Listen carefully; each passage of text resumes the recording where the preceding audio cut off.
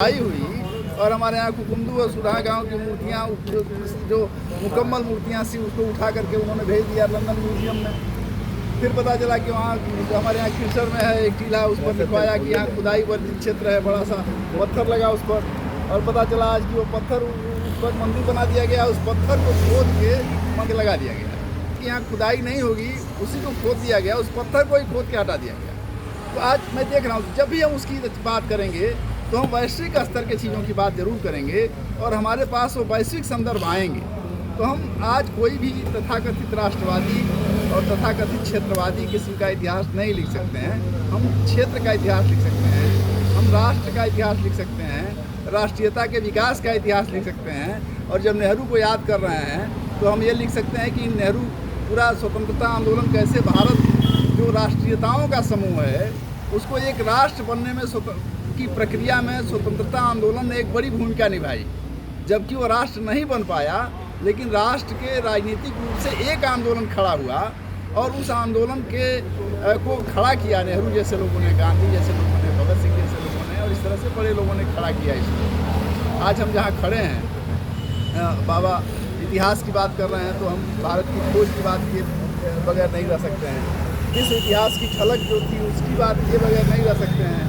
नेहरू की जब हम बात करते हैं तो हम इतिहास की बात भी करते हैं, साहित्य की बात करते हैं, विश्व की बात भी करते हैं और आज़ादी के पहले की बात भी करते हैं और आज़ादी के बाद के आंदोलनों की बात भी करते हैं। नेहरू एक ऐसे व्यक्ति हैं जो ऐसा नहीं है कि आज़ादी की लड़ाई में कुर्बान हो गए और शहीद हो गए वाले, उस लड़ाई में जेल में रहे। और आज़ादी लड़ने के लिए कहा जाता है कि मरने से अधिक जीना जरूरी है किसी चीज़ के लिए। शहीद हो जाना आसान है लेकिन उसके लिए जीवित रहना मुश्किल काम है।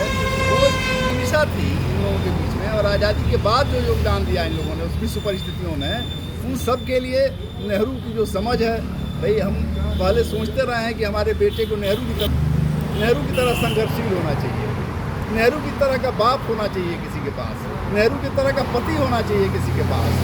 वो हमारे ऐसे नेता थे जैसे नेताओं को हम चाहते हैं हमारा आदर्श हो सकता था।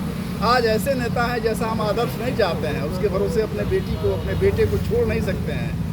हम नहीं चाहते हैं कि मेरा बेटा वैसा हो जाए, हम नहीं चाहते हैं कि मेरा पति वैसा हो जाए। हाँ, वो चाहते हैं कि देश पे कब्जा उसका हो किसी गुंडे का, लेकिन वो गुंडा हो जाए या कुछ चोर हो जाए या उस तरह का भगोड़ा हो जाए, ऐसा हो जाए, ऐसा नहीं चाहते हैं हम। तो एक वो आदर्शवादी परंपरा रही है, संघर्ष की परंपरा रही है, एक पूरी विरासत है वो। और उस विरासत को दुनिया में कोई खारिज नहीं कर सकता है, इतना भी गाली वाली दे। वो विरासत याद रखी जाएगी। हमारे कुछ मित्रों ने कहा कि भाई आज भूलते जा रहे हैं, कहीं भूलते उठते नहीं जा रहे हैं। कैसे भूल गए? हमारा दुश्मन भी उसको याद दिलाता रहता है जो उसको नहीं मानता है। उसको भूल के आप जाएंगे कहाँ जाएंगे? जब भी आप अपने देश की रचना करना चाहेंगे, जब भी इसका निर्माण करना चाहेंगे, जब भी आप वैश्विक नज़रिया बनाना चाहेंगे तो आपको नेहरू का इस इतिहास की झलक आपको नेहरू से मिलेगी, भारत की खोज आपको नेहरू से मिलेगी। और उसके बाद आपको विवेकानंद ने ईस्ट एंड वेस्ट किताब लिखी, पूर्व और पश्चिम इन लोगों ने जोड़ने की कोशिश की और सभी लोगों ने जिसको हम वसुधैव कुटुंबकम की जो हमारी भावना थी उस भावना को विकसित किया। आज उस भावना को कमज़ोर किया जा रहा है। आज जैसे लगता है कि हिंदू के नाम पर और भारतीयता के नाम पर और संस्कृति के नाम पे और राष्ट्रवाद के नाम पे इस देश के पूरे संस्कृति को और सभ्यता को और इतिहास की हत्या करने की सुपारी कुछ संगठनों ने ले रखी है। आज जब जो ये नेहरू हर आदमी को नागरिक बनाना चाहते थे और आज का सुप्रीम कोर्ट तक कह रहा है कि अरे आप तो एक सामान्य नागरिक हैं, आप संविधान पे सवाल उठाएंगे, मैं सुनूंगा ही नहीं। तभी हमारी याचिका खारिज की गई और कहा गया कि अरे ये तो सवाल तो महाराजगंज का उठाया आपने और आप देवरिया के रहने वाले हैं।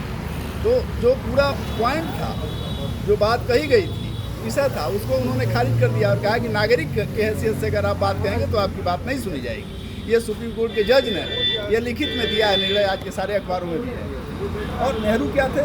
नेहरू ने 21 साल के सारे लोगों को वोट का अधिकार दे दिया। जात, धर्म, पढ़ाई लिखाई सारे अधिकार, सारा भेद छोड़ करके, गोरा काला अनपढ़ पढ़ा लिखा सबको छोड़ कर उन्होंने वोट का अधिकार दे दिया कि वो इस देश के अंदर का नागरिक है और इस देश की सरकार को बनाने में उसका समान वोट है।